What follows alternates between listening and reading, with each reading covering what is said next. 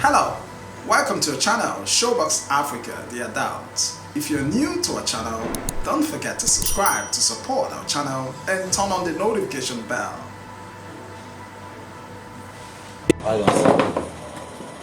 Okay. Yeah, good afternoon, sir. Good afternoon. Just this morning we heard that a police station was attacked by a police station at Osaka was attacked by unknown gunmen. I don't know. Is that true? Tell us about it. Thank you so much. It's really unfortunate that this morning at about 0258 hours, one of our police stations, precisely Osaka police station, came under attack by yet to be identified armed men. The men on duty were able to repel the attack to an extent. It got to a point that the attackers resorted to the use of rocket launchers and dynamite to suppress the efforts of the policemen on duty, thereby setting the police building ablaze, as well as vehicles parked within the premises, including one of our operational vehicles. It was set ablaze together with other ones. Some are exhibits, some belong to the officers, including motorcycles and tricycles. To the glory of God, no life was lost, and they could not succeed in cutting away our firearms. For now, any arrests? There is no arrest now, but we are making efforts to ensure we get at the root or get the people that are behind this dastardly act. And we're also calling on members of the public who have credible information that will help us unravel those behind this dastardly act to come forward and give us the information so that we'll be able to serve them better. Few days ago, there was, a rumor that some people are preparing to attack some strategic offices in Abia State, and I know that police must have had that rumor. What actually happened? Were you taken unawares? If we were taken unawares, I don't think those policemen who were on duty that repelled the attack would have been able to put in their efforts. They tried, and that is one of the dividends of being at alert while on duty. In other words, being proactive. Like I told us, when they noticed that they could not get to their target, they now resorted to the use of dynamite and rocket launchers, which they threw at that building. The building went ablaze. Okay, people, for long now, these unknown gunmen have been unleashing attacks on police formations and other vital national infrastructures. Why is it taking the police too long to unravel people behind this dastardly act? Police will work with information and intelligence, and that is why we have been calling on the members of the public, because police, we cannot be everywhere. We're calling on members of the public because we believe that all the people behind all these dastardly acts, they came from homes. They have parents, they may have wives, and they should have siblings. Let anyone that is a true Nigerian, a patriotic Nigerian, come up with information that will help us. We cannot do it alone. We can't do it alone. Security is a collective responsibility. So you play your own role, we play our own role, and you see that everywhere will be secured. Okay, sir. Does it mean that as now you don't know the perpetrators who committed this crime? You don't know. The police does not know. I told you, yet to be identified. Yet to be identified. If we have identified, we tell you these are the people that are behind the dastardly acts. Okay. That is why investigation has commenced.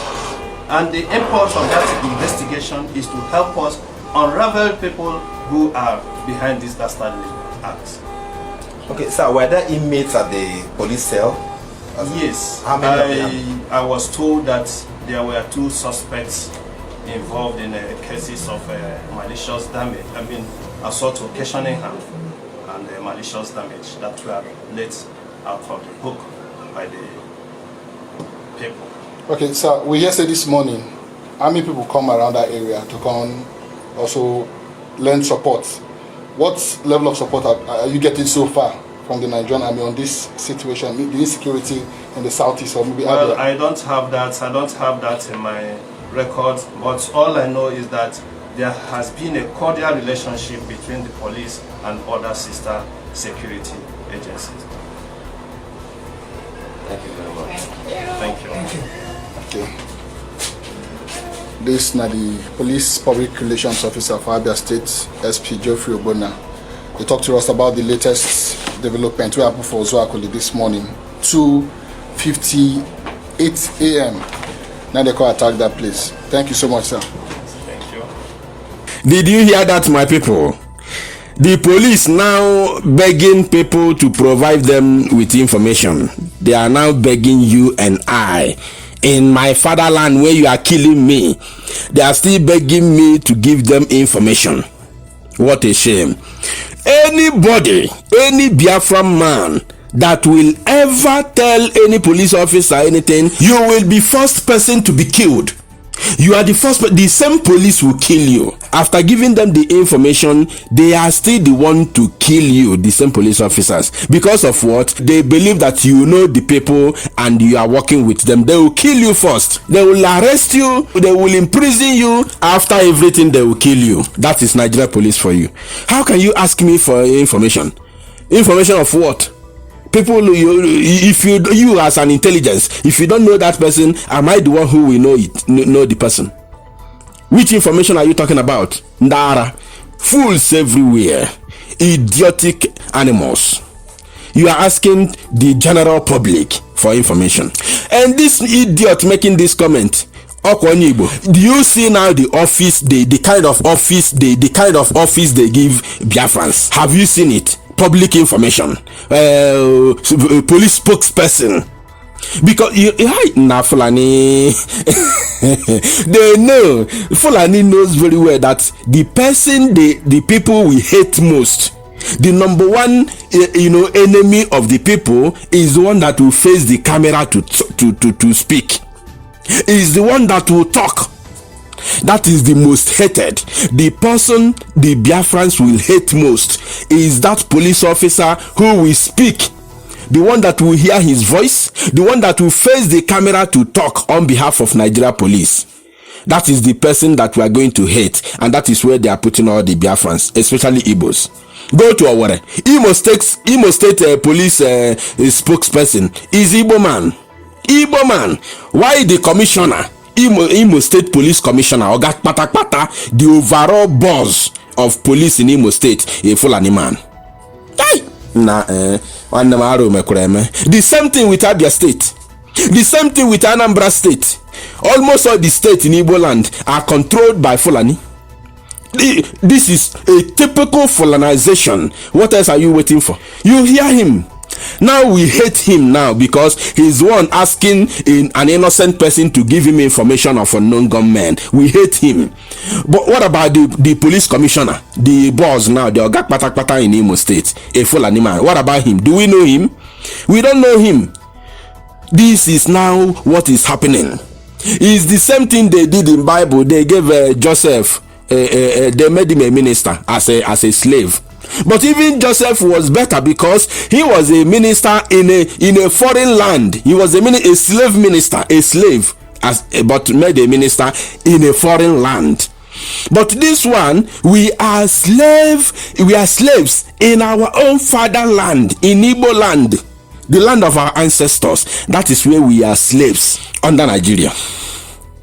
This is what is happening. And then you have like public informant. or spokesman, you go and celebrate with your wife and your family. You celebrate very well that now you have been promoted. Ndara, you have been promoted. Now you are police public informant. You are now the police spokesperson. You know, echo. Office.